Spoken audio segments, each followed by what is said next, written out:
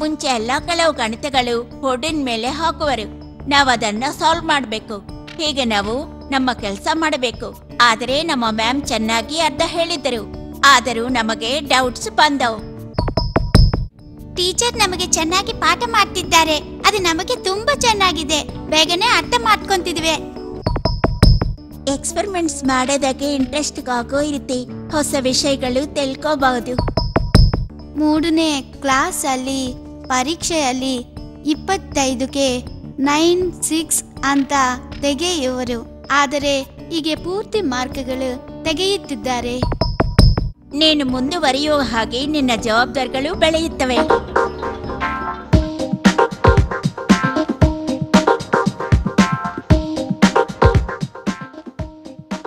ಇದು XD class ನಡೆಸಿ ತೋರಿಸುವುದು. ಇದನ್ನು 6 ತಿಂಗಳ ಹಿಂದೆ ಪರಿಚಯ ಮಾಡಿದ್ದಾರೆ. ಟೀಚರ್ಸು ಕಲಿಸುವುದು, ವಿದ್ಯಾರ್ಥಿಗಳು ಕಲಿಯುವುದು ಹೊಸ ವಿಧಾನವಾಗಿದೆ. ಈ XD ಅನ್ನೋದ್ರಲ್ಲಿ ನನಗೆ ಇಷ್ಟವಾಗಿದ್ದೇನೆಂದ್ರೆ ಆ ವಿದ್ಯಾರ್ಥಿ ತಾನೇ ಸ್ವಂತವಾಗಿ ಯೋಚಿಸಿಕೊಳ್ಳೋಕೆ ಸ್ವಾತಂತ್ರ್ಯವನ್ನು ಕೊಡುತ್ತಾರೆ. ಮುಂಚೆ ಹೀಗಿರ್ಲಿಲ್ಲ. ಮುಂಚೆಲ್ಲ ಒಂದು ಟೆಕ್ಸ್ಟ್ ಬುಕ್ ಕೊಟ್ಟು ಅವರದನ್ನು ಮಾತ್ರ ಕಲಿತ ಅನುಸರಿಸಬೇಕಾಗಿತ್ತು.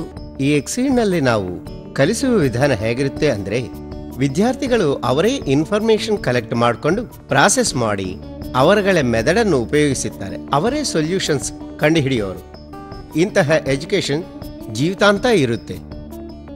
ಹೀಗೆ ನನ್ನ ಕೈನಲ್ಲಿ ಇರೋದನ್ನ ಕೆಳಗಡೆ ಹಾಕಿದ್ರೆ ಏನಾಗುತ್ತೆ?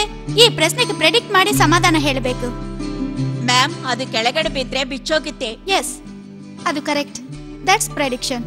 ಓಕೆ, ಹಾಗೆ ಚೈತನ್ಯ ಏನ್ ಪ್ರೆಡಿಕ್ಷನ್ ಮಾಡಿದ್ದಾರೆ ಅಂತ ಯಾರಾவது ಹೇಳಬಹುದಾ? ಥಿಂಕಿಂಗ್. ವಾಟ್ಸ್ ಪ್ರೆಡಿಕ್ಷನ್ ಥಿಂಕಿಂಗ್ ಅಂದ್ರೆ? XD ಕ್ಲಾಸ್ ಅನ್ನು ಸರಿಯಾಗಿ ನಡೆಸದಿದ್ದಲ್ಲಿ ನಾವು ಜಯಿಸಲಾರವು ಅನ್ನೋ ಒಂದು ಪರಿಸ್ಥಿತಿ ಬಂದಿದೆ. ಯಾರಾದರೂ ಸರಿಯಾಗಿ ಅಡಿಗೆ ಮಾಡದಿದ್ದರೆ ಒಂದು ಕೆಟ್ಟ ಕೆಲಸ ಮಾಡಿದಾಗೆ ನಾವು ಹೇಳ್ತಾ ಇರ್ತೀವಿ.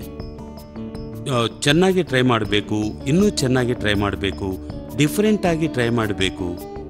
ಇನ್ನೊಂದೇನೆಂದರೆ ಅವರ ಪಕ್ಕದಲ್ಲಿ ನಿಂತು ಅಡಿಗೆ ಹೇಗೆ ಮಾಡಬೇಕೆಂದು ಕಲಿಸುವುದು. ಇನ್ನೊಂದು ಒಳ್ಳೆ ಕೆಲಸವೇನೆಂದರೆ ಅವರ ಒಂದು ಒಳ್ಳೆ ರೆಸಿಪಿಯನ್ನು ಕೊಟ್ಟು ಹೇಗೆ ಮಾಡುವುದೆಂದು ತೋರಿಸುವ ನಂತರ ಅದನ್ನು ಅವರು ಕಲಿಯುವ ಹಾಗೆ ಮಾಡುವುದು.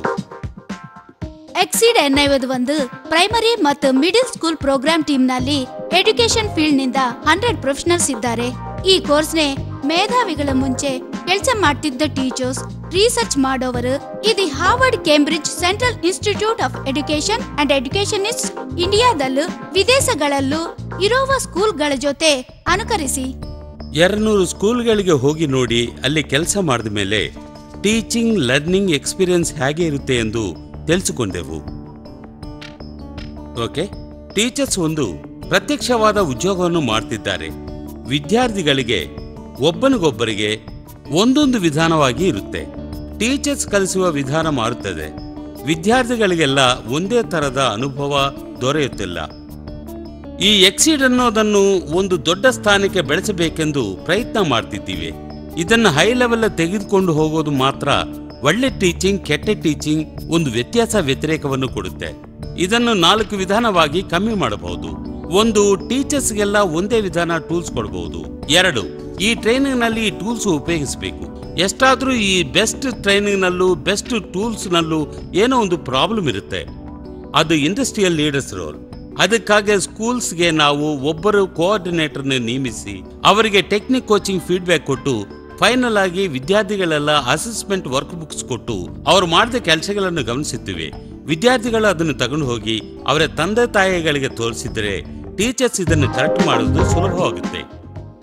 ಈ ಪ್ಲಾಟ್ ರಿಸರ್ಚ್ ನಲ್ಲಿ ತಿಳ್ಕೊಂಡಿದ್ದೇನೆಂದ್ರೆ XD ಕ್ಲಾಸ್ ನಲ್ಲಿ ವಿದ್ಯಾರ್ಥಿಗಳು ಕಲಿಯುವುದು ಟ್ರೆಡಿಷನಲ್ ಕ್ಲಾಸ್ ರೂಮ್ ಗಿಂತ ಹೆಚ್ಚಾಗಿರುತ್ತೆ.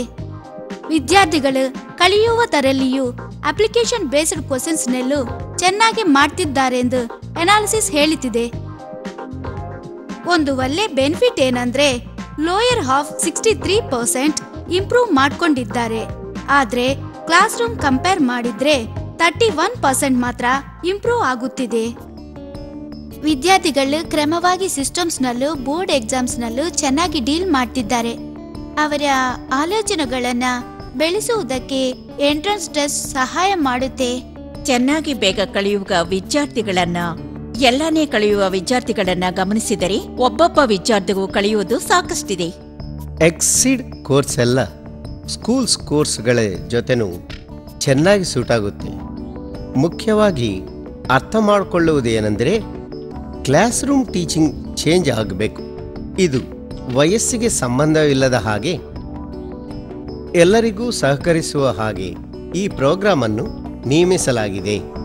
ಈ ಲರ್ನಿಂಗ್ ಪ್ರೋಗ್ರಾಂ ಪರಿಚಯವಾಗಿದ ಮುಂಚೆ ಟೀಚರ್ಸ್ ಪಾಠ ಮಾಡುವ ವಿಧಾನ ಬೇರೆ ಬೇರೆಯಾಗಿದ್ದವು. ಈ ಪ್ರೋಗ್ರಾಂ ಬಂದ ಮೇಲೆ ಪ್ರತಿಯೊಬ್ಬರೂ ಒಂದೇ ವಿಧಾನವನ್ನು ಅನುಸರಿಸಿದರು. ಎಲ್ಲ ಅಧ್ಯಾಪಕರು ಕರ್ತವ್ಯದಿಂದ ಪಾಠ ಮಾಡುವುದನ್ನು ಕಲಿತರು. ಈ ವಿಧಾನವನ್ನು ತುಂಬಾ ಸುಲಭವಾಗಿ ತಿಳಿಸಬಹುದು. ಡಿಸ್ಕವರಿ ಟೀಮ್ನಿಂದ ಪ್ರತಿ 3 ತಿಂಗಳಿಗೊಂದು ಬಾರಿ ಟೀಮ್ ಮೆಂಬರ್ ಬಂದು ಅಧ್ಯಾಪಕರಿಗೆ ಎಕ್ಸಿಡ್ ಮ್ಯಾನ್ಯುಯಲ್ ಹಾಗೆ ಬಳಸಬೇಕೆಂದು ಕಳಿಸುವರು. ಇದೇ ರೀತಿಯಲ್ಲಿ ಈ ವಿಧಾನ ಉಪಯೋಗವಾಗಿದೆಯೋ ಇಲ್ಲವೋ ತಿಳಿದುಕೊಳ್ಳಬಹುದು. ಸಿಐಎಲ್ ಪ್ರೋಗ್ರಾಂ ಅನ್ನು ಅಟೆಂಡ್ ಮಾಡಿದ ನಂತರ ನನ್ನಲ್ಲಿ ಒಂದು ವ್ಯತಿರೇಕವನ್ನು ಕಂಡೆನು. ಇದರಿಂದ ಅಧ್ಯಾಪಕರಾದ ನಾವು ವಿದ್ಯಾರ್ಥಿಗಳನ್ನು ಲರ್ನಿಂಗ್ ಪ್ರೋಸೆಸ್ ನಲ್ಲಿ ಇನ್ವಾಲ್ವ್ ಮಾಡ್ತಿದ್ದೇವೆ. ಅವರು ಸಹ ಇದರಲ್ಲಿ ಭಾಗವಾಗಿದ್ರೆ ಕಲಿಯುವುದು ಇನ್ನೂ ಸುಲಭವಾಗುತ್ತೆ. ಇಂತಹ ಟ್ರೈನಿಂಗ್ನಿಂದ ಕ್ಲಾಸ್ ರೂಮ್ ಟೀಚಿಂಗ್ ನಮಗೆ ಸುಲಭವಾಗಿರುತ್ತೆ. ಒಬ್ಬ ವಿದ್ಯಾರ್ಥಿ ಎಷ್ಟು ತುಂಟನಾದರೂ ಅದನ್ನ ನಾವು ಸಹಿಸಿಕೊಳ್ತೀವಿ. ನಾವು ಹೇಳುವುದನ್ನು ಕೇಳಿದ್ದರೂ ಅವರ ಹತ್ರ ಏನೇನು ಮಾಡಿಸಬೇಕೋ ಮಾಡಿಸುತ್ತವೆ. ನನ್ನ ಮಗ 5th ಗ್ರೇಡ್ 6th ಗ್ರೇಡ್ ತೆಗೀತಿದ್ದರೆ ಅವನಲ್ಲೇ ಒಂದು ವ್ಯತ್ಯಾಸವನ್ನು ಕಾಣ್ತಿದ್ದೇನೆ. ಮ್ಯಾಗ್ನೆಟಿಸಮ್ ಅಂಡ್ ಎಲೆಕ್ಟ್ರಿಸಿಟಿ ಟಾಪಿಕ್ಸ್ ಈಗ ಅವನಿಗೆ ಅದೆಲ್ಲ ಒಂದು ದೊಡ್ಡ ವಿಷಯವಾಗಿಲ್ಲ. ಅವನ ಮನೆಗೆ ಬರುವಾಗಲೇ ಏನಾದ್ರೂ ಮಾಡಬೇಕೆಂಬ ವೇಗದಿಂದ ಬರುವನು. ಬೇಗನೆ ಇದ್ದು ಸ್ಕೂಲ್ಗೆ ಹೋಗಬೇಕೆಂದು ಓಡುವನು. ನನ್ನ ಮಗ 5th ಗ್ರೇಡ್ ಅಲ್ಲಿ ಇದ್ದಾನೆ. ಈ ಮಧ್ಯೆ ಅವನಿಗೆ ರೋಜಾ ಪಾಕ್ಸ್ ಅನಾಲಿಸಿಸ್ ಇತ್ತು. ವರ್ಕ್ ಬುಕ್ಸ್ ನಿಂದ ರೋಜಾ ಪಾಕ್ಸ್ ಬಗ್ಗೆ ಅವನಿಗೆ ಸಾಕಷ್ಟು ತಿಳಿಯಿತು. ಅವನ ಬಗ್ಗೆ ಅವನಿಗೆ ಸಾಕಷ್ಟು ಕಲಿತಿದ್ದಾನೆ. ನಾವು ಹೇಳಿ ಅವನು ಕಲಿಯುವುದಕ್ಕಿಂತ ತಾನಾಗೇ ಪ್ರಶ್ನೆಗೆ ಉತ್ತರ ಹೇಳುತ್ತಿದ್ದಾನೆ. ಒಂದು ವ್ಯತ್ಯಾಸವಾದ ಸಂದರ್ಭವನ್ನು ಅವನ ಅನಲೈಸ್ ಮಾಡುತ್ತಿದ್ದಾನೆ. ಕಾಲೇಜಿಗೋದರು ಯಾವಾಗ್ಲೂ ಒಂದು ಅನಾಲಿಟಿಕಲ್ ಆಲೋಚನೆ ಇರಬೇಕು. ವಿದ್ಯಾರ್ಥಿಗಳು ಇನ್ನೂ ಯೋಚಿಸಬೇಕು. ನಮ್ಮ ವಾತಾವರಣವನ್ನು ಕೆಡಿಸಬಾರದೆಂದು ನಾನು ಕಲಿತೇನು. ಒಂದು ದಿನ ವಾತಾವರಣ ಇಲ್ಲದೆ ಬಿಲ್ಡಿಂಗ್ ಇರುತ್ತೆ, ಆಕ್ಸಿಜನ್ ಇರದು ಮತ್ತು ಪೆಟ್ರೋಲ್ ಸ್ಟೇಷನ್ಸ್ ಇರುವುದಿಲ್ಲ. ಆದರೆ ಆಕ್ಸಿಜನ್ ಸ್ಟೇಷನ್ಸ್ ಇರುತ್ತವೆ.